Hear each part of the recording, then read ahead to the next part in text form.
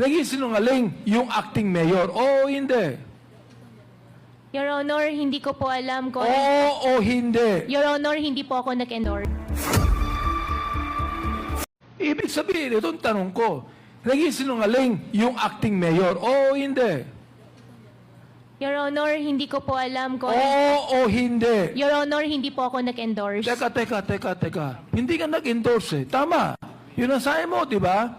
Ang sabi ng acting mayor, ikaw ang nag-endorse. Ang simple na ng tanong ko eh. Tagalog pa nga eh. Di ba? Therefore, kung hindi ka nag-endorse, in-endorse, sabi ni acting mayor, ikaw ang nag-endorse, lagi sinungaling yung acting mayor. Your Honor, hindi po ako nag-endorse. Teka. Huwag mong babaguhin tong... Ano ba naman? Sabihin mo lang yes or no. Yes or no lang. Ba't papahabain mo pa na hindi ka nag-endorse?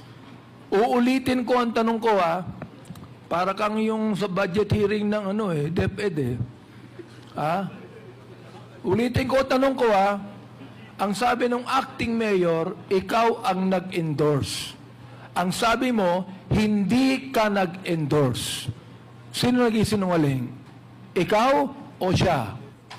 Your Honor, hindi po ako nagsisinungaling. Hindi. Therefore, siya nag-isinungaling. I Oo. think Hindi ka better nag-isinungaling. Opo, I think Your Honor better Huwag tanungin mo po natin bilugin siya. dito. Hindi po. Mr. Chair. Point of order, Mr. Chair. What is the point of order? Can we remind the resource person that when a member of this Congress is speaking, he should keep her or his mouth shut? Okay, sa lahat ng resource persons, you are reminded that bago po kayo magsalita, hintayin niyong i-recognize kayo ng chair.